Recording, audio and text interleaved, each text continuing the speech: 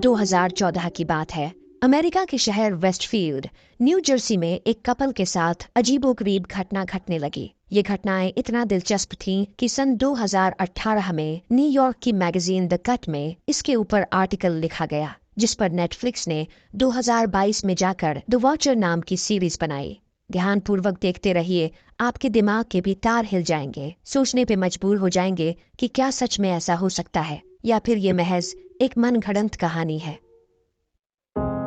ये है ब्रैनुक फैमिली, जो अपने नए घर को खरीदने के लिए पसंद करने जा रहे हैं। इस इलाके की शांति, हरियाली तथा उनके बीच खूबसूरत खूबसूरत घरों को देख नोरा एकदम संतुष्ट है। नोरा के हस्बैंड डीन और उनके दोनों बच्चे एली और कार्टर भी घर देखने के लिए काफी एक्साइटेड है। कुछ देर में ये वहां पहुंचे। इतना आलीशान घर था कि इन्हें वो पहली नजर में ही भा गया। वही घर के फर्स्ट फ्लोर की खिड़की पर हम एक अनजान शख्स को देखते हैं, जो कार्टर को ही घूरे जा रहा था। उसके डैड ने बताया कि वो शायद इनका कंपेटिटर है। कोई बात नहीं, ये सबको पछाड़ देंगे और ये घर उनका ही होगा। घर के अंदर दाखिल होते ही इन्हें कुछ गलगलाने जैसी आवाजें सुनाई दी। पता चला कि वहाँ एक लेडी थी जिसका नाम था पर्ल विंसलो। उसका पगला भाई डम्बवेटर में घुस हुआ था।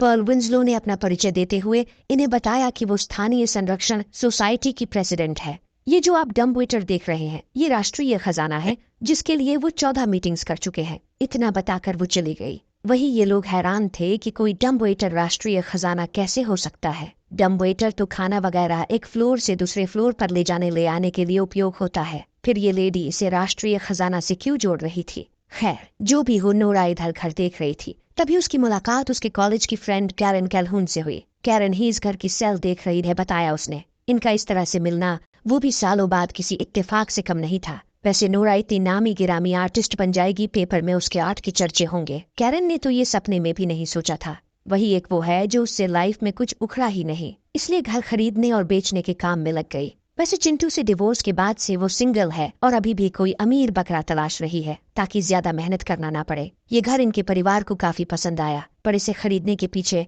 3 लोग और थे। जो ज्यादा पैसे फेंकेगा, घर उसी के नाम होगा। डीन ने अपनी सारी सेविंग, एफडी, स्टॉक्स वगैरह तोड़ ताड़ बेच बाच के उस घर के डाउन पेमेंट पर बढ़ा के लगा दिया, ताकि घर के लिए बड़ा लोन न लेना पड़े। 6 हफ्ते बाद हम डीन को देखते हैं, जो ऑफिस से घर लौट रहा था, तो वही कोई अनजान शख्स दूर से ही उस पर नजर रख रहा था। डीन के पड़ोसी भी उस घर पर हर वक्त नजर बनाए रखते थे। उनकी रईसी को देख एकदम चिढ़ जाते थे। ये जो पियानो अनलोड हो रहा है, उसे एली ने अपने डैड से मांगा था, तो वही कार्टर के अलग ही शौक थे। उसने इस नए घर में फेरेट पालने के लिए मांगा था।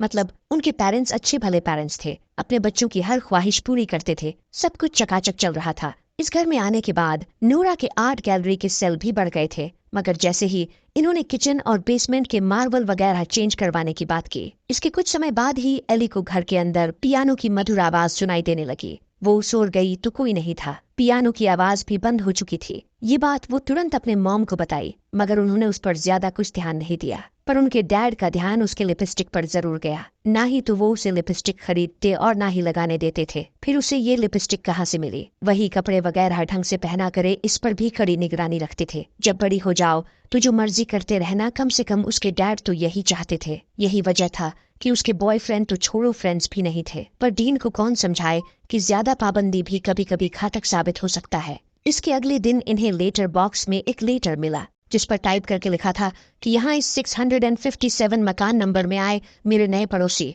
मुझे इसका स्वागत करने का अवसर दे। आपका ये नया घर मेरे परिवार के लिए मुद्दतों से अहम रहा है, और अब जब इस घर की 100वीं सालगिरह आ रही है, तो इसकी देख रेख की जिम्मेदारी मुझ पर है। किसी ने 1920 में इस घर पर नजर रखा, तो किसी ने 1960 में।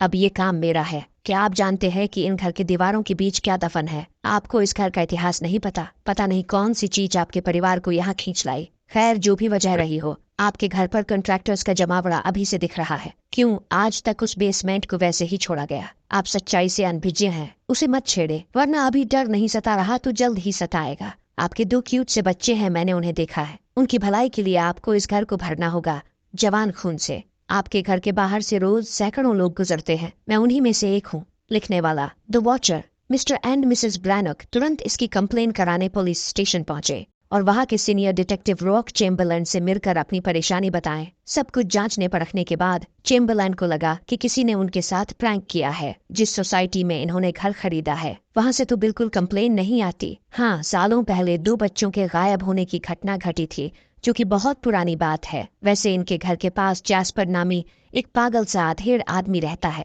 वो कभी कभी किसी के घर में घुस जाता है, जैसा कि आज सुबह ही वो इनके घर में घुस गया था, जिसे अचानक देख डीन डर भी गए थे। कभी किसी के घर में घुस जाना, फ्रीज से खाना वगैरह निकाल लेना, जैस्पर की इस तरह की छोटी मोटी कंप्लेन आती रहती हैं। शायद हो सकता है कि ये लेटर उसी ने लिखा हो। डीन अपने बच्चों के सेफ्टी को लेकर काफी सीरियस थे, तो चेम्बरलैंड ने इस लेटर को डीएनए टेस्ट कराने का फैसला किया, ताकि लेटर पर लगे सलाइवा से उस शख्स का पहचान किया जा सके। मगर इस प्रोसेस में 1 महीने लगेंगे। चेम्बरलैंड ने उन्हें पहले ही अवेयर कर दिया। पुलिस स्टेशन से घर आने के बाद इनके साथ एक और घटना घटी। कार्टर यूं ही मजे मजे में फेरेट और डम्ब वेटर से खेल रहा था। उसने जैसे ही डम्ब वेटर का दरवाजा खुला, जैस्पर ने उसे डरा दिया। पता नहीं कैसे वो उसके अंदर घुसा पड़ा था, जबकि इनके सारे दरवाजे और खिड़कियां बंद थे। डीन घसीट कर उसे बाहर ले गए और उसकी बहन पर्ल को चेतावनी दिए कि दोबारा ये टकला उनके घर के अंदर दिखा तो वो उसका टकला फोड़ देंगे। पर्ल उनसे माफी मांगने के बजाय समझाने लगी कि घर के जो पिछले मालिक थे वो जैस्पर को डम्ब वेटर में खेलने देते थे। डीन गुस्से में बोल पड़ा कि मैं उस डम्ब वेटर को ही निकलवा दूंगा, ऐसी गलती मत करना। पर्ल उसे चेतावनी देने लगी कि मानो ये घर उसी का हो। ये पेड़ 100 साल का हो गया, वो 24 का होने वाला है। पेड़ हमसे बातें करते हैं। पागलों जैसे अनाप शनाप बके जा रही थी। वैसे ये प्रॉपर्टी तो डीन की थी, यहाँ वो जो मर्जी करेगा। पेड़ तो पेड़ अक्खा जंगल साफ करवा देगा। पर्ल उसे धमकी देने लगी कि ना ही तो वो डम्ब वेटर को निकलवाने देगी और ना ही पेड़ों को कुछ होने देगी। ये मुद्दा वो प्रिजर्वेशन सोसाइटी के सामने उठाएगी। इतना ही नहीं, जाने से पहले कहती गई कि मैं तुम लोगों पर नजर रखूंगी। अभी ये मोहतरमा लड़के गई ही थी कि इसके अगले ही घंटे एक और मोहतरमा इनके बाउंड्री को फान कर अंदर आ गई थी। डीन का माथा बिल्कुल ठनक चुका था कि लोग उसके मर्जी के बिना उसके प्रॉपर्टी में घुस कैसे जा रहे हैं। उस लेडी का नाम था मॉरीन और उसके पति थे मिच। उनका घर इनके घर के पीछे साइड में था। वो यहाँ फूल तोड़ने आई है और ऐसा वो 20 सालों से कर रही है। उसी ने इस फूल को बोया है। डीन उन्हें वार्न किया कि वो अपने तरफ का फूल तोड़ ले, जिस पर वो भड़क गई कि उसी ने फूल बोया है। क्या हुआ जो इस साइड उग कर आ गए? वैसे आप किस साइड से अंदर आई है? डीन ने नरम लहजे में पूछा। मोरीन ने बताया कि झाड़ियों के पास बाउंड्री टूटी हुई है, वहीं से तो वो आई है। डीन ने उन्हें चेताया कि बिना परमिशन के वो अंदर न आया करे। जाते जाते मोरीन भी धमकाते गई कि ऐसे तो नहीं चलेगा, अब वो बच के रहे, उस पर नजर रखा जाएगा। इस सोसाइटी में रहने वाले हर कोई हर किसी पे नजर रखते हैं। डीन सोच में पड़ गया कि इस घर को खरीद कर कहीं उसने कोई गलती तो नहीं कर दी। अगले दिन ये अलार्म वाले को बुलाए। वैसे आजकल इनका बजट तो टाइट चल ही रहा था, फिर भी ये मैनेज करके हर दरवाजे पर अलार्म तथा घर के आउटर साइड के चप्पे चप्पे पर कैमरा लगवाने का मन बना लिए। डीन को ऑफिस निकलना था तो ये कैमरे वाले बाबू को बोलकर चले गए कि जहाँ जहाँ कैमरा फिट करना है वो जगह देख, फाइनल करके सारा सामान वगैरह मंगवा ले। कैमरे वाले बाबू का नाम था डकोटा। भाई साहब बाहर काम के लिए निकले। पता चला एली वही स्विमिंग कर रही थी। उसका ध्यान भटक गया। काम छोड़िए उससे बात करने का मौका बनाने लगा, पर वो उसे ज्यादा उड़ो मत बोल एक प्यारी सी स्माइल देकर चली गई। ये स्माइल ही तो सारी मुसीबत की जड़ है। अब रात को हम एक अनजान औरत को देखते हैं जो डीन के घर की तरफ ही एक टक से देखे जा रही थी। देर रात जब ये सब लोग नींद में थे तो उनका फेरेट किसी तरह अपने पिंजरे से बाहर निकल आया। उनके घर में कोई था जिसने फेरेट को दबोच लिया। सुबह कार्टर को उसकी लाश मिली। पूरे घर में हंगामा मच गया। पुलिस तुरंत खराब पहुंची। छानबीन करने पर घर में घुसने का कोई सबूत नहीं मिला। सारी खिड़कियां दरवाजे लॉक थे। डिटेक्टिव चेम्बरलैंड को लग रहा था कि उनका फेरेट दौड़कर दीवार से टकरा गया होगा। यह सुन डीन का खोपड़ा गर्म हो गया, पर करे तो करे क्या। ऊपर से इनकी लड़की इन्हें अलग ही परेशान कर रही थी। जब से डकोटा इनके घर पे काम करने आने लगा है, एली का पहनाव वगैरह सब कुछ चेंज हो गया है। कुछ तो चल रहा था उनके बीच। इधर मॉरीन और मिच कैमरा लगते देख गालियां बड़बड़ा रहे थे। मतलब दूसरे का घर, दूसरे का कैमरा, इनको क्यों तकलीफ हो रही थी, ये बात समझ के परे था। रात को यहाँ कैरन भी दिखी जो घर को एक नजर मार कर चली गई। जिसको देखो सब उसी घर पर नजर बनाए हुए थे। अगली सुबह डीन पेपर लेने आया, साथ में लेटर बॉक्स भी चेक किया। 2-3 लेटर थे, जिसमें से एक लेटर द वॉचर का भी था, जिसमें लिखा था कि मैं हूँ द वॉचर। क्या आपने इस घर के रहस्य के बारे में पता किया? मैं पिछले 20 साल से इस घर पर नजर रख रहा हूँ। इस दरमियान 3 फैमिलीज इस घर में रहने आई और मेरे कहने पर घर बेचकर चली भी गई। मगर आप खास हो। जवान खून की किलकारियां सालों बाद इस घर में गूंज रही है। आपकी बेटी एली पियानो अच्छा बजाती है। कहाँ सोती है वो? क्या बेसमेंट में जाती है? अगर हाँ तो इससे मेरा काम आसान हो जाएगा।